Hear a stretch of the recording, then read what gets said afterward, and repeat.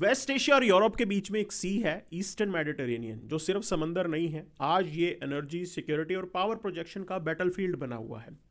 और इसी बैटलफील्ड में इसराइल, ग्रीस और साइप्रस एक टाइट स्ट्रेटेजिक अलायंस बना रहे हैं टर्की के खिलाफ।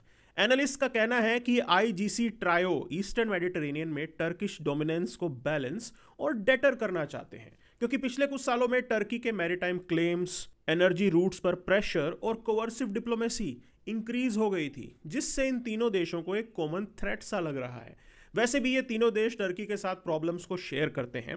ग्रीस और टर्की का डिस्प्यूट कोई नया नहीं है। उनके कन्फ्लिक्ट आपको नजर आएंगे एजियन सी में, ईस्टर्न मेडिटेरेनियन में एक्सक्लूसिव इकोनॉमिक जोन के क्लेम्स, एयर स्पेस वायलेशन और आइलैंड्स का मिलिटराइजेशन। और साथ में हर साल हमें नेवल स्टैंड ऑफ की खबर तो सुनने को मिलती ही है। साइप्रस और टर्की की क्वेश्चन तो और सीरियस है।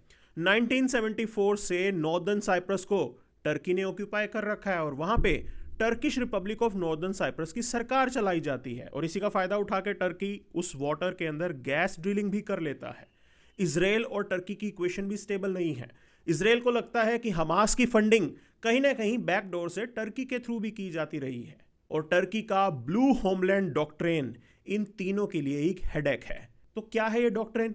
इस ब्लू होमलैंड कंसेप्ट के अंदर टर्की क्लेम करता है कि मेडिटेरेनियन, एजियन और ब्लैक सी में काफी दूर तक टर्की का होल्ड होना चाहिए। पर यह क्लेम ग्रीस, साइप्रस और इजराइल के एक्सक्लूसिव इकोनॉमिक जोन के साथ ओवरलैप भी करता है। और यही रीजन है कि आईजीसी ट्रायो एस्टेब्लिश किया गया है। ये सब कुछ तब बदला जब ईस्टर्न मेडिटेरेनियन में एक बहुत बड़ा गैस रिजर्व मिला। यहाँ पे आपको मेजर गैस फील्ड्स भी मिलते हैं, जैसे लिवाइथन गैस फील्ड जिसे इसराइल कंट्रोल कर रहा है, और दूसरा एफ्रोडाइट जो साइप्रस के पास है। तो इन्हीं डेवलपमेंट के साथ ये ट्रायंगल बनता जा रहा है। आईजीसी अलायंस का एक ऑब्जेक्टिव है कि ये टर्की को बाईपास करना चाहते हैं। इसके लिए ईस्ट मेड गैस पाइपलाइन लाई जा रही है, जिसके थ्रू साइप्रस और इजरायली गैस ग्रीस के थ्रू सीधा यूरोपियन यूनियन तक पहुंचाई जाएगी। और साथ में है ग्रेटर सी इंटरकनेक्टर, जिसके थ्रू इजराइल, साइप्रस और ग्रीस के बीच इलेक्ट्रिसिटी कनेक्शन भी एस्टेब्लिश किया जा सकेगा। मतलब टर्की को हर तरीके से बाईपास करने का प्लान है, जिसके थ्रू टर्की की यूरोपियन एनर्जी गेट कीपर की स्ट्रेटजी को वीक किया जा रहा है। और इससे टर्किश मीडिया भी परेशान है।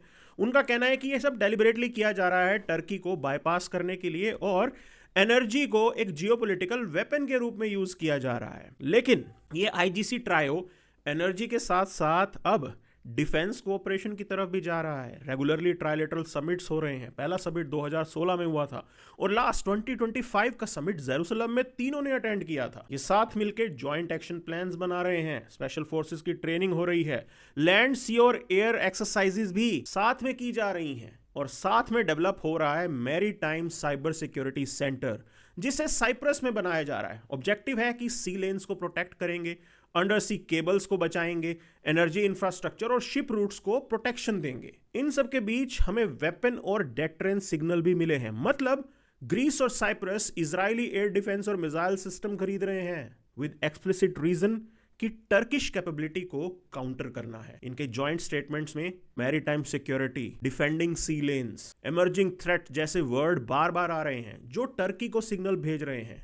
मतलब ये तीनों साथ मिलके टर्की के यूनिलेटरल डोमिनेंस को रोकेंगे और रूल बेस्ड मैरीटाइम ऑर्डर को एस्टेब्लिश करेंगे। तो इन डेवलपमेंट से ईस्टर्न मेडिटेरेनियन में अब गैस, जियोपॉलिटिक्स और गन का इंटरसेक्शन देखने को मिल रहा है। साथ में टर्की के लिए मैसेज है कि बैलेंस ऑफ पावर शिफ्ट हो चुका है, और दुनिया के लिए एक लेसन कि समंदर सिर्फ पानी नहीं होते, वो पावर के हाईवेज भी होते हैं।